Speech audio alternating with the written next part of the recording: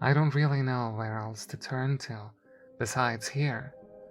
I'm a mental health counselor in a psychiatric hospital. Just talking about this is breaking almost all of my oaths. But I can't keep this to myself. I feel that would be irresponsible. I spent several years doing what I could for patients suffering from depression, suicidal ideation, and anxiety disorders. That was what I was good at, talking people down from a ledge. Every morning I'd wake up, put on my slacks and sweater, and head to work. As a fairly intimate psychiatrist, I can admit that some days it can be rather difficult to listen to patients speak about what's going on in their lives. Luckily for me, the ones I deem to be suffering from schizophrenia, bipolar disorder, or any other trait that involves a deeper level of counseling than I can provide are sent to the experts. However, the most difficult stories for me to listen to are the patients that have hit a string of bad luck, sometimes spanning their whole lives. A lot of these people are good, wonderful people that saw the end of the line approaching and sought out help. These people hurt me the most. Maybe I can see a part of myself in them, or maybe seeing the injustice of life and luck strikes a deep chord within me. But it's these people I refuse to give up on.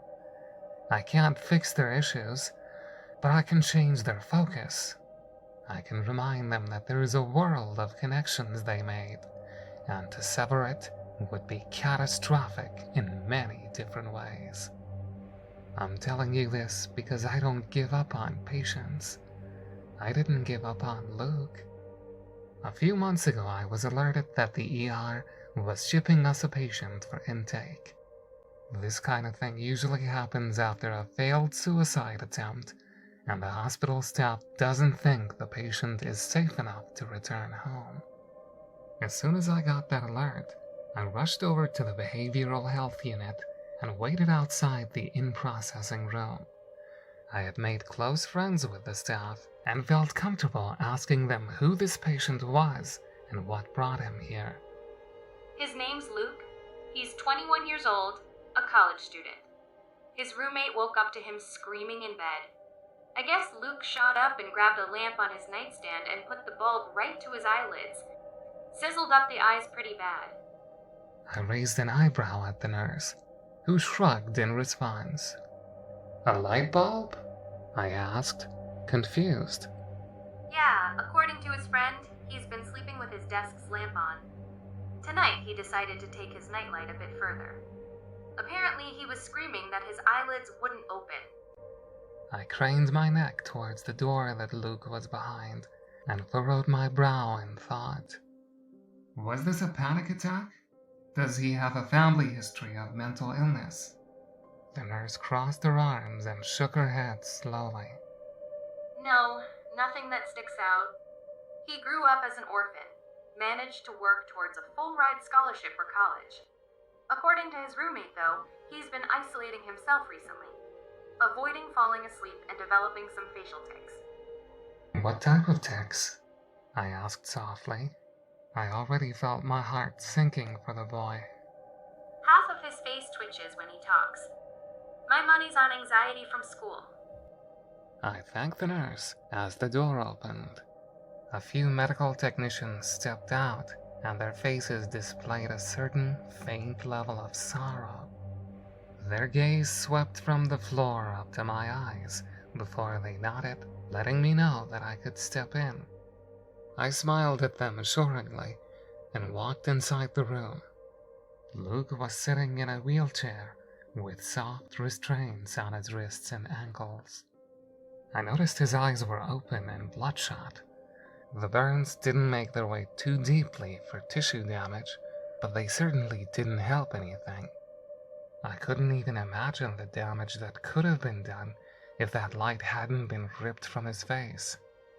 I ended up taking a seat across from him, resting my elbows on my thighs, leaning towards the young man. Hello, Luke. I'm Dr. Michaels. I'm just here to make sure you're okay. alright? After a brief pause, the young boy spoke up, tears filling his eyes. I'm sorry, he said softly. I'm so sorry. The right side of his face twitched and spasmed with anxiety. His lips were curled into a disparaging grimace. Why are you sorry, Luke? You have no reason to be sorry, I coached. Something inside my heart gave for this kid. He seemed broken. I'm sorry for being here. I should have just handled it myself. No one else needed to be affected by this. Luke's voice cracked, and he began to let loose tears. His body was shaking under the weight of his silent sobs. No, don't you ever say that. We're here for you, Luke. This is our job. This is what we chose to do. I'd rather you be here right now than anywhere else in the world. Luke's body shivered as the tears rolled down his face. Half of his face quivered and shuddered in lieu of the other half. Thank you, he said quietly, trying to recompose himself. No need for that. Trust me, you're a breath of fresh air in here compared to some of the other people who come in. I shot him a soft smile, and he looked at me, making eye contact. Tears were still rolling down his face, but he returned the smile. Now, Luke, what happened tonight? Luke bit his lip and laughed lightly in weary defeat. I'm going to be honest. I promised myself I'd be honest. Good! We want that here, I chuckled, trying to lighten his spirits. Well, he gave a soft groan, interrupting himself. I keep having night terrors. His gaze shifted down to his feet. He looked embarrassed. That's not uncommon. Trust me, a lot of people have them when stress creeps up on them. I'm not stressed out, though. Well, I wasn't. Not before this. It just happened one night, and now it won't leave me alone. Luke locked his jaw, exposing some sort of anger or bitterness towards his nightly attacks. What are these dreams about, Luke? It took a few moments of silence before he responded. Luke lifted up his head and looked over my shoulder. His eyes blackened with the dampness from the tears. They displayed a sort of depth to them that I couldn't fathom a 21-year-old student having.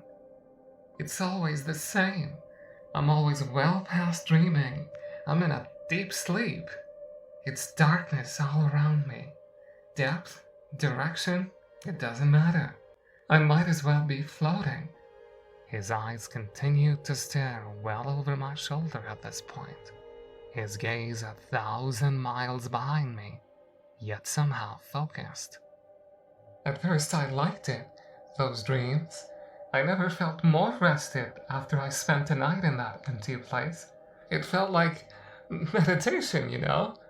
He gave a quick laugh, anxiety creeping its way into his tone. So what changed? I asked, after he took a brief pause. Well, one night, I didn't go where I normally went. It wasn't all darkness.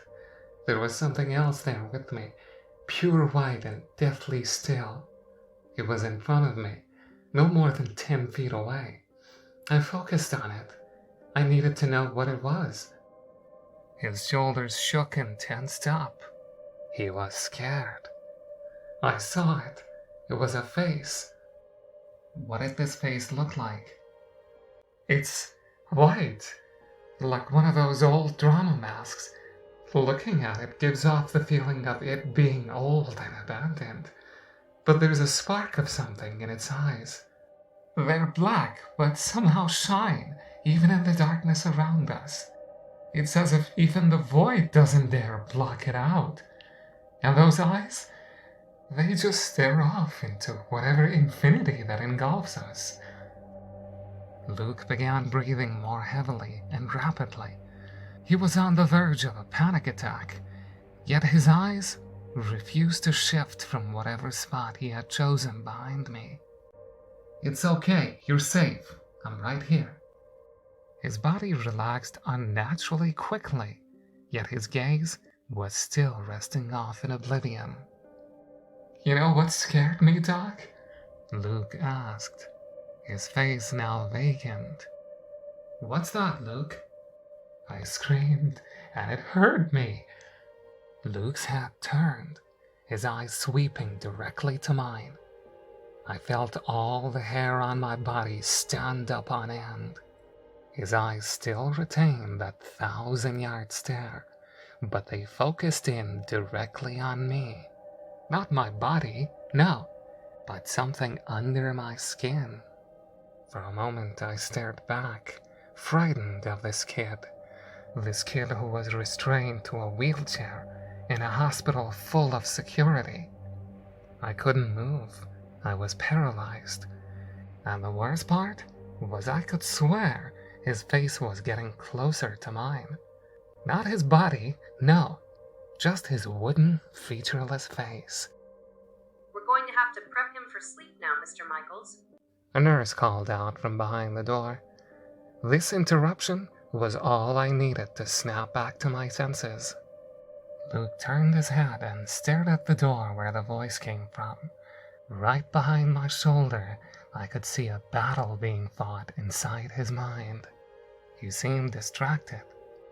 "I'm really sorry, Luke, but we're going to have to continue this tomorrow, alright? Dr. Chen will be with you in the morning to try out some medicines to make your stay here a little more comfortable." I stood and gave a quick nod to the boy and left the room. I walked right by the nursing staff without a word and retreated to my office. I couldn't get the boy's face out of my mind. I was imagining Luke's face hovering closer to mine, detaching itself effortlessly from his shoulders. His skin was lifeless and white, as if the sun had never kissed his flesh. I shuddered at the thought. Whatever my imagination was conjuring up of Luke was unfathomably intense. But I wouldn't let that stop me from helping him through this. I spent the rest of my night drinking decaf coffee and researching different anxiety disorders that might match what Luke was dealing with, but came up with nearly nothing. A few pieces of text brought up the fear of oneself. The nightmares of blank faces may be a reflection of who you are inside, and the unwillingness to come to terms with it. I decided to make this my thesis on Luke. Whether that face was his fear of himself or not, if I could convince him to believe it, then maybe he'd lose his fear and gain some self-confidence to deal with whatever monster was in his life causing his nightmares. I spent the next few weeks with Luke and really got to know who he was. After we introduced him to new medications, he finally seemed to relax for the first time in a long time. He told me the medications were helping him sleep, and that he was too tired by the end of the day to even worry about that white face appearing in his dreams.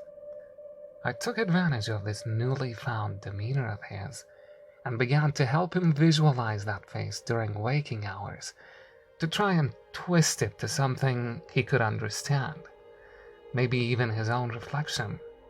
I tried to teach him not to be scared of himself, that whoever he was on the inside wasn't as bad as he thought. It turned out Luke had a lot of self-confidence issues, and always strove for perfection. He actually got pretty damn close by scoring top marks in his classes. But close still wasn't good enough for him. As an orphan, he never had anyone to make proud. It was at this point that I became irresponsibly attached to him. I began to see him more as a son than a patient. We had spent those next several weeks together, talking, reading, and watching movies. His intelligence was unmatched. He seemed to pull from a well of knowledge that even he himself was surprised to discover he had. Unfortunately, a seemingly healthy kid like him with no active suicidal thoughts can't stay in the hospital forever. We had to let him go. I told him if he ever needed anything, to get in contact with me. His only request at that moment was for me to come to his graduation later in the year, since he had no one else that would attend for him. I know I did my best to make sure Luke could get the help he needed. I had worked hard with Dr. Chen to give him affordable prescriptions that would last at the very least a few weeks. We had hoped he'd get better, and for a while I didn't have any reason to think any differently, until I got a call from the hospital. Dr. Michaels, unfortunately, Luke's back in the emergency room. He's requesting to see you. That's all it took for me to hop into my car and speed off to my workplace. I pulled up and gave the hospital valet my car along with a sizable tip. I didn't want to waste any time. "Where is Luke?" I asked as I ran up to the emergency room receptionist. She looked at me with a worried look before pointing me off in the right direction. I sped down the halls as quickly as I could before I got to Luke's room. I took a deep breath and composed myself before twisting the handle and opening the door. There was Luke, surrounded by nurses. His arms were restrained to his sides. His face was heavily damaged by burns. Bloody gauze tape was wrapped around his eyes and head. His lips were quivering with pain. "Luke, I'm here, buddy," I said softly as I walked over to his hospital bed. "I'm sorry again," he said, half as a whimper. "I just wanted to wake up." I looked over to the nurses, who avoided my gaze. "What did you do, bud?" I asked, placing my hand over his. "My eyelids wouldn't open. I tried so hard, but they just wouldn't." Luke started trembling. "The face, it kept getting closer. I didn't know what else to do, so I pulled my eyelids off." I shuddered. I felt my heart breaking. He kept going. "But even when they were off, I still couldn't see anything but that face. I thought maybe my eyes were the problem." He started sniffling, his expression slowly twisting into a sort of mania of panic. "That didn't work either." I squeezed his hand, trying to comfort him, to remind him that he wasn't alone. "Then what did you do, Luke?" I asked. "There wasn't anything left to do but to look at it. I stared right in my face. Those eyes stared straight at me, acknowledging that I was there. I wasn't supposed to be there." I turned my head away from Luke. I couldn't bear to see him have a breakdown like this. "You know what I realized? It just wanted to be seen, Doc. It spent an eternity in darkness, looking into the void. I think I was the first thing it's ever seen. I don't know what it is, but I know it's tired of being alone." Luke's expression turned into a pained smile, like he knew something none of us did, saw something none of us could. "It's okay, Luke. We'll help you get through this. Just relax, all right? You've got help here." Luke's body heaved slightly. A few nurses worked to get medicine into his system. "Dr. Michaels, can you do me a favor?" I nodded, before remembering his eyes were gone. I gulped down my tears and I replied, "Of course, bud. Anything. Can you go to your office for a bit? I don't want you to see me like this. And please, if you visit me, just stay quiet." I patted Luke's hand, forcing a smile on my face. "Of course, buddy. If that's what you want, I'll go to my office for a bit." I left the room choking back my feelings. I felt so horrible. I felt like I did something wrong. If I had just broken the hospital's rules and spent some time with him after he left, maybe I could have saved him from disfiguring himself. I walked into my office and pulled out some anxiety pills. I tried to avoid them, but that night I needed them more than anything else. I spent a few hours in silence. I so badly wanted to do what Luke asked of me, to avoid him that night, but I was feeling selfish. I couldn't bear letting him suffer alone. I decided at the very least I could sit in and be quiet, just like he asked. I walked past nurses towards Luke's room. I saw the pity and sadness in their eyes. They knew how I was, that I get too involved with my patients, more than I should, but I didn't care. I opened Luke's door and sat in a chair in the corner of the room. I let my eyes travel to the young man lying in bed. Luke's face angled itself in my direction, not quite at me, but not far off. I instinctively gave a smile, but lost it when I realized the uselessness of the gesture. For several hours, Luke's blank face stared right next to me, as if waiting for me to speak up and let him know I was there, and I was so tempted to. I didn't, though. I couldn't break my promise. After some time, I began to feel myself slip into a deep exhaustion. I knew I had to leave and get some sleep. I felt confident Luke would be okay that night. His face showed no pain or sorrow. He just was. I excused myself by giving a quick bow out of habit. His face followed the sounds of my footsteps out of the room.